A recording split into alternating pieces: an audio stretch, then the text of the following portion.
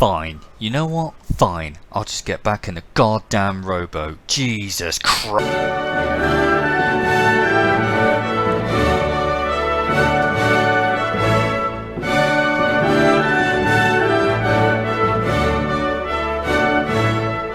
Yes, it's that time again. It's time to potato around with Hadders in a boat. And today I will be playing in the German cruiser, the Roon. I'm also playing with a friend from TTT, even though his name doesn't say it. It's Kooluch, who is also playing in a Tier 9 cruiser, the Ibuki. The Tier 9 German cruiser, the Roon, is a 9-gun cruiser with torpedoes and is quite a good all-rounder.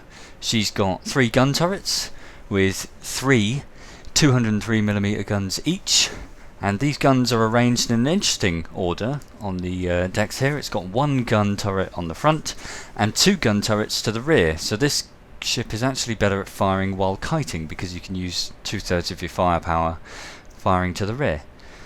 The armour on this ship is moderately good. The guns perform relatively well. The shells have pretty good accuracy.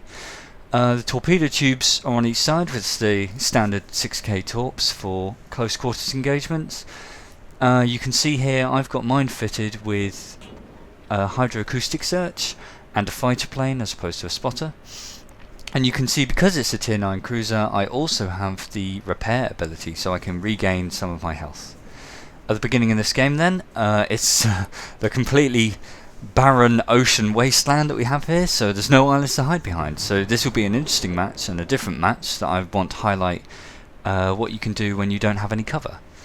At the beginning we are going to A-cap, and already you can see that me and Kooluch have decided to sort of come towards the enemy but turn away, because quite a lot of the enemy team are coming this way and not much of our team is in this direction.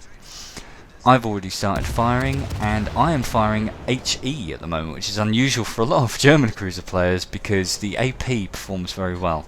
However, I have DE on my captain, as per usual, and I like setting fires, so straight away the Tirpitz is already on fire. And again, 4k damage on HE shells isn't bad. The Tirpitz has already used his damage control consumable, and I've set the Gneiss now on fire as well. Now that the Tirpitz has used his consumable, I'm going to aim on him and try and set him on fire again, because if I can get him on fire again, then he's going to stay on fire, and I'm just going to take a lot of damage off him over time. Again, firing at the Gneiss now, trying to just set battleships on fire at the beginning of this game. I've spotted those torpedoes away there, so I've started to move away. And as you can see here, now kiting away from the enemy, I can use my 2 gun turrets on the rear, providing a reasonable amount of fire while still being safe from the enemy and angled. So I'm just going to keep giving that Bismarck some rounds. Kooluch here is doing exactly the same in front of me, and we are actually getting pretty close to each other, so I don't want to ram him here.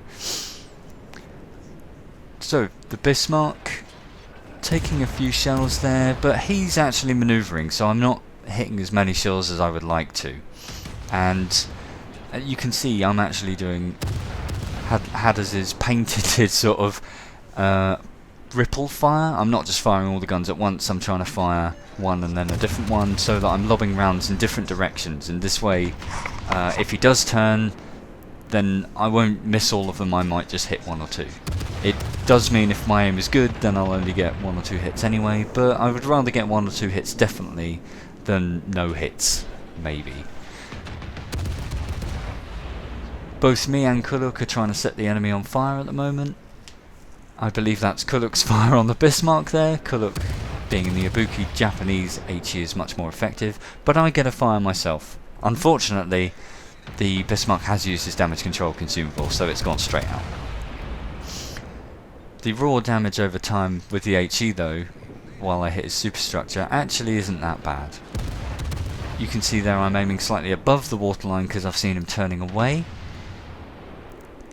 And at the moment, again, we're just trying to get some damage on these battleships. The HE damage, and while they're on fires, they're not going to just charge into you while they're already on fire, because they're already losing health then. They don't want to lose more as they come at you to try and close, even though the Bismarck is more effective up close.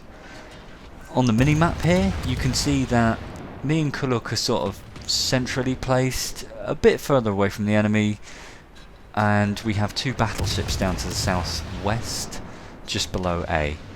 This is because the enemy are also actually only pushing with 4 ships now, or so it would appear. There may be some destroyers hiding on the mini-map, but it's a fairly even fight over here. We're certainly outnumbered, but neither are they.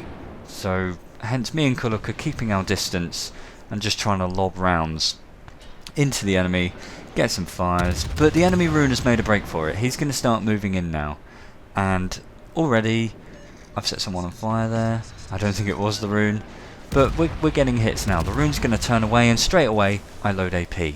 This is because if I can get a broadside shot on him, I can do some decent damage now, and I've incapacitated his modules there. I've managed to knock out his torpedoes. Lobbing armor piercing. The thing with the armor piercing here, 8,000 damage. German armor piercing is very, very effective, but if anything's even slightly angled with armor piercing, you might not do so much damage. So it's risky loading it, but I would rather load armor piercing on a broadside cruiser like this than load HE, because you're going to do a lot more damage very quickly as well. You can see now he's still broadside, so I'm doing a good 4k damage, and now he's started turning away. He doesn't like this anymore. I get very lucky there. I could have been absolutely wrecked by the armor piercing. I've started using my repair consumable, and I'm going to turn away from the New Orleans because he's actually giving me quite accurate harassing fire there. While I'm turning away from the New Orleans, I'm giving my broadside to the Roon, but at the moment he's actually firing HE at me, so that's not a massive problem. But I'm going to turn away in such a way that I'm facing rearward to both sets of enemies, and this way I shouldn't get wrecked effectively by certainly battleship armor piercing. So you can see here, if you look at the minimap, I'm angled to both sets of enemies by just doing one turn. This way I can sort of shrug off quite a lot of the hits while being able to fire back again with those 2 rear turrets. So 6 guns I'm able to get off, which is certainly better than none. We're trying to work this Roon down. Again, both of us are trying to set him on fire now, because he'll just slowly burn to death. And I managed to ninja the kill at the end there. We're 64k, or nearly 65k into the battle, so we're doing okay. This New Orleans has appeared, and again I've reloaded armor piercing with a cruiser. 14k is not too bad a range, and he's broadside, so I might be able to get some good hits on him. Unfortunately, he's already started turning away, so straight away I'm going to reload back to HE. Our team is now controlling B and C, and we have a fairly convincing lead over the enemy. We're 567 points to 377. We're 2 kills up as well, so we've got 4, they've only got 2. And we're pushing the enemy back into the corner. One enemy cruiser has managed to break just below A there, but everything else has been forced into the sort of northwest corner of the map. With them in such a position, we're able to fire effectively freely at any target that we can see, because they should all be pretty much in range, including the enemy carrier for a minute there. This Tirpitz, we're lobbing some rounds at him, both me and Kooluch, both trying to set fires. And as you can see, I've slowed right down there, so all of his shots miss me as well. The problem with going aggressive in the Roon, as instrumented by the point right here, I can only fire 1 gun turret as I go directly forward. I now have to present a lot more of my ship to be able to fire all 3 turrets. This is a risky move, especially with 2 battleships off the flank there. So this is possibly a bit of a mistake on my part. I'm going to turn all the way around, do a 180 degree turn to get those rear gun turrets to work. But I have presented a broadside to 3 battleships, and whilst I get very lucky there, 2 of them have fired at me and not really hit me. Both of them could have absolutely melted my health. I mean, a couple of good hits in that position there and I would have been in some trouble. So I've gotten away with it again. Hadders always gets away. This Gneiser now focusing on his left side there, so he's firing to his port side, is not focusing at all on me and Kooluch, so we can just freely open up and burn him. At this close range I'm going to fire armor piercing. I want to be careful not to hit the Miyoko there. And again, I ninja the kill. Amazingly, at the last minute, we're on 95k damage and 2 kills. Again, I'm going to continue to kite these enemy battleships in order to not gain distance per se, but to be able to use my 2 rear gun turrets, occasionally swing around like I am now for the 3 gun turrets, but just to keep myself safe, keep myself angled, and this way I shouldn't get too close too quickly. With all those battleships there, I just get annihilated. NC on fire in 2 places now. He's now used his damage control consumable, which means for 20 seconds we can't set him on fire, just like this. They've both gone out. So once his damage control consumable is up, we should be able to set him on fire and keep him on fire. So again, me and Kooluch are both firing HE to try and get another fire. Hopefully anything that hits him now should keep him on fire. And unfortunately both our salvos don't do so. We'll see in a minute if one of them actually manages to. But our team's got very, very good control of this game now.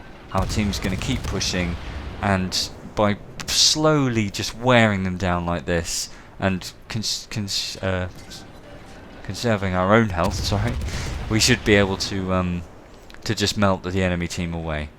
That NC now on fire again, so he's going to keep burning for a good 30-40 seconds plus, depending on what captain skills he has.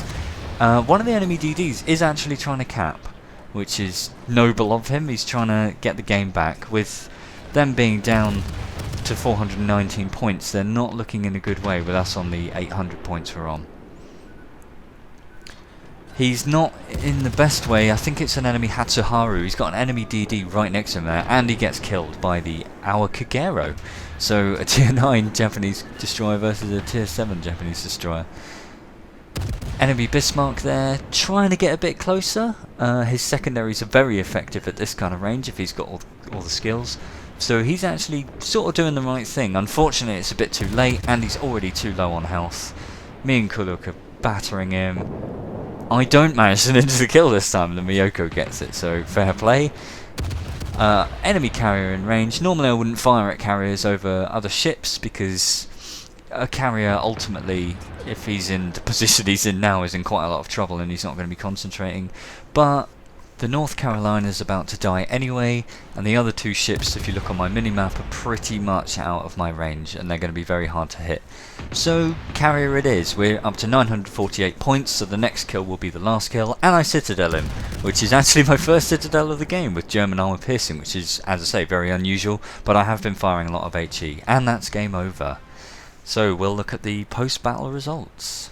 Overall, not a bad game at all. As you can see from the victory screen there, I managed to do just shy of 137,000 damage, which isn't bad for a German cruiser, 11 fires, which is weird for a German cruiser, and only 1 citadel, which is again quite strange. The team score, I managed to come top of the team. Again, a relatively average performance in a Roon. I've not done anything spectacular, but a fairly good score, and Kooluch there in 4th, so as a division we've performed quite well for the team. In the detailed report, there's the breakdown of the damage there, so I managed to do just under 33,000 damage in fires. I got a hit on a fair few of the enemies, 7 there, and I took a relatively large amount of fire, so I did my job.